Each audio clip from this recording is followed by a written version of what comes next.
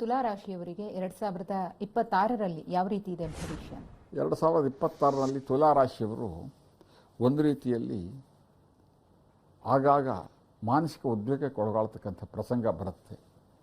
ಆದಾಗ್ಯೂ ಕೂಡ ಓವರಾಲ್ ಅವರದ್ದು ಜೀವನ ಅತ್ಯಂತ ಉತ್ತಮವಾದಂಥದ್ದೇ ಆಗಿದೆ ಅಂದರೆ ತಪ್ಪಾಗಲಾರದು.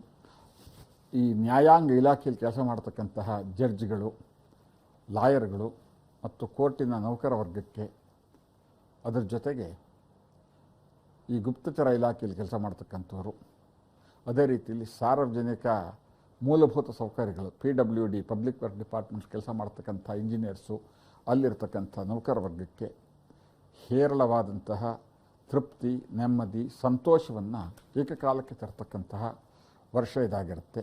ನ್ಯಾಯಾಂಗ ಇಲಾಖೆಯಲ್ಲಂತೂ ಅನಿರೀಕ್ಷಿತವಾಗಿ ಕೆಲವರಿಗೆ ನ್ಯಾಯಾಧೀಶ ಸ್ಥಾನಮಾನ ಸಿಗ್ತಕ್ಕಂಥದ್ದು, ನ್ಯಾಯಾಧೀಶರಾಗಿ ಇರ್ತಕ್ಕಂಥವರಿಗೆ ಅವರಿಗೆ ಪದೋನ್ನತಿ, ಪ್ರಮೋಷನ್ನು ಮತ್ತು ಅವರಿಗೆ ಇಚ್ಛೆ ಪಟ್ಟಂತಹ ಒಂದು ಗೌರವಪೂರ್ಣವಾದಂತಹ ಸ್ಥಾನಮಾನ, ಜೊತೆಗೆ ವರ್ಗಾವಣೆಯಲ್ಲಿ ಅವರಿಗೆ ಅನುಕೂಲವಾಗುವಂತಹ ಒಂದು ಪ್ರಕ್ರಿಯೆ ಈ ವರ್ಷ ಅವರು ಕಾಣಬಹುದು. ಅದೇ ರೀತಿ ಲಾಯರ್ಗಳಿಗೆ ತಾವು ಹಲವಾರು ವರ್ಷಗಳಿಂದ ಇದ್ದಂಥ ಕೇಸ್ಗಳಲ್ಲಿ ಜಯ ಸಿಕ್ಕಿ, ನೆಮ್ಮದಿ ಸಿಕ್ಕಿ, ಒಂದಿಷ್ಟು ಹಣಕಾಸು, ಒಂದಿಷ್ಟು ಗೌರವ, ಒಂದಿಷ್ಟು ಜನಗಳ ಆತ್ಮೀಯವಾದಂಥ ಒಂದು ಅನುಬಂಧ, ಇದಿಷ್ಟನ್ನು ಕೂಡ ಈ ವರ್ಷ ಕಾಣಬಹುದು. ಜೊತೆಗೆ ಎಣ್ಣೆ ಕಾಳುಗಳನ್ನು ಬೆಳೀತಕ್ಕಂಥ ರೈತರಿಗೆ, ಅದರಲ್ಲೂ ಮುಖ್ಯವಾಗಿ ಭೂಮಿ ಒಳಗೆ ಬೆಳೀತಕ್ಕಂತಹ ಎಣ್ಣೆ ಕಾಳುಗಳು ಅಂತಂದರೆ ಕಡಲೆಕಾಯಿ ಬೀಜ, ನೆನಗಡಲೆ